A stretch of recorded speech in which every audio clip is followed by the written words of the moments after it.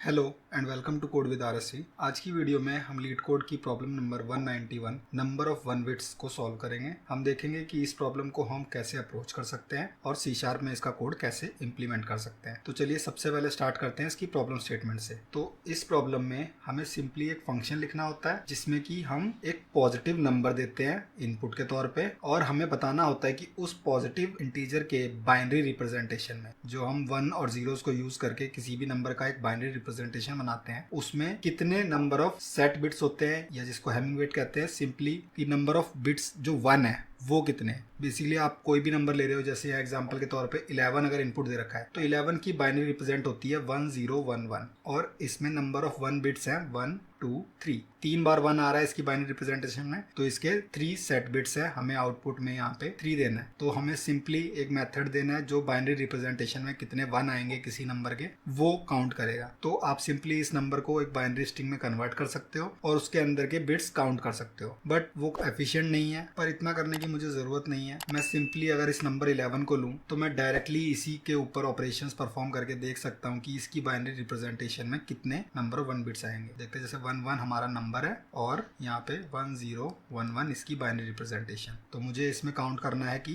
कितने number of 1 bits हैं। तो सबसे लास्ट वाली बिट से लेके चलते हैं। अब अगर किसी भी नंबर का मैं अगर 2 से मॉड्यूलस लेता हूँ तो मुझे पता चल जाएगा कि वो 2 से डिवाइड होने के बाद या तो 0 देगा या 1 देगा। अगर वो नंबर 0 दे रहा है तो मतलब लास्ट बिट उसकी 0 है, और अगर वो 1 दे रहा है तो लास्ट बिट उसकी 1 है।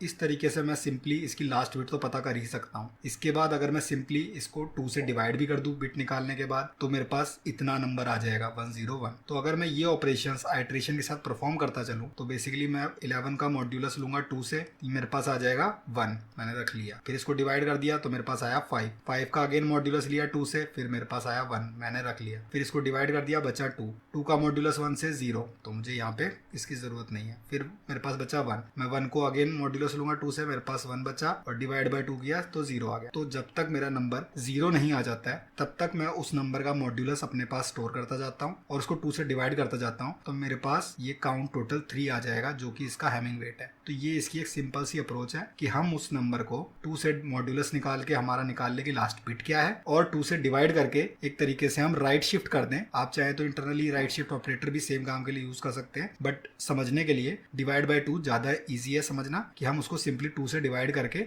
उसको छोटा करते जा रहे हैं। तो चलिए इस अप्रोच को कोड में इंप्लीमेंट करके देखते हैं कि कैसे हम इसको कोड में इंप्लीमेंट कर सकते हैं। तो इसके लिए मुझे एक इंटीजर चाहिए, रिजल्ट जो मैं रिटर्न करूंगा उसको रख लेते हैं 0, और simply while n not equal to 0 ये मेरा लूप चलेगा यहाँ पे, और इसमें result plus equal to n modulus 2।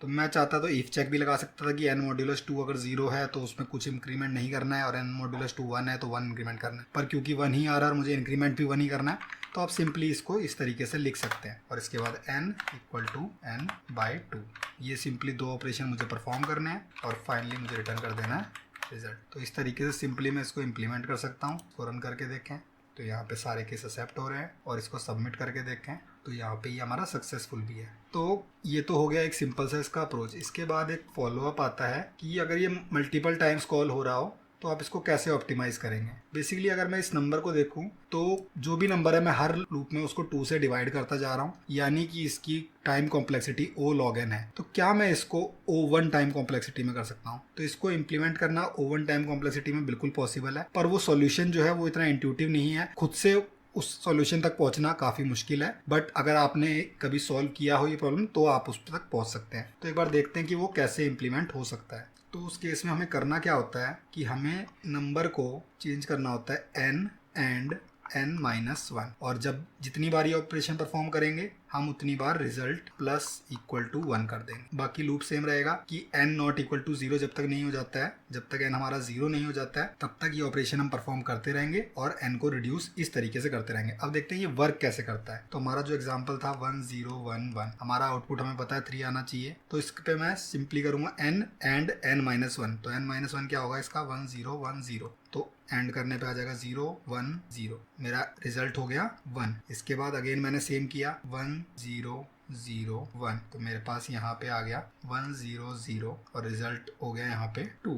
Again अगले स्टेप में अब जब मैं करूंगा इसको तो यहाँ पे आ जाएगा 1 1 1 और मेरा आउटपुट यहाँ पे आ गया 0 0 0। तो मेरा 0 यहाँ पे आ चुका है, रिजल्ट मेरा 3 हो गया। मैंने 3 बार आइट्रेशन किया है इसका। तो ये वर्क इसलिए करता है क्योंकि n और n-1 का एंड करने से मैं लास्ट के ये 2 बिट को शफल कर दे रहा। बेसिकली जब भी अगर मेरे कंटिन्यूस 1 1 है तो ज़्यादा कुछ बेनिफिट नहीं हो रहा है। सिर्फ n-1 करने से मेरे सॉल्यूशन में ये एक्चुअली 1 ही सब्ट्रैक्ट हो पा रहा है, इसमें पूरे में से लास्ट बिट ही हट रही है। बट जिस केस में ऐसा केस आता है 1 0 0 0 1 1 तो वो पूरा रीसेट हो जाता है। तो जो हमारा यूज केस था इसके लिए इतना बेनिफिशियल नहीं लग रहा है। पर जैसे अगर मैं इस तरीके का कुछ यूज केस लूँ जिसमें बहुत सारे 0 0s हैं, तो इसके लिए अगर मैं पुराने अप्रोच की बात करूँ तो मैं पहले इसको चेक करूंगा, इसको चेक करूंगा, इसको इतने सारे बार मुझे चेक करना पड़ेगा। बट इस नए अप्रोच में मैं सिंपली एक बार इसमें से n एंड n-1 करूंगा और सीधा मेरे पास यहाँ पे 0 आ जाएगा, क्योंकि एंड करने पे सारे ये बिट्स चेंज हो चुके हैं और ये वाला बिट हो चुका है 0। सिंपली इसका रिजल्ट जो 1 आना था मुझे पूरे में चेक नहीं करना पड़ा,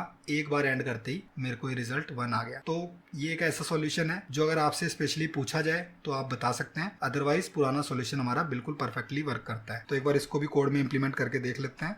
तो मेरा व्हाइल लूप बिल्कुल सेम रहेगा। सिंपली मुझे कर देना है n = n और एंड ऑपरेटर n-1 और सिंपली यहाँ पे रिजल्ट ++।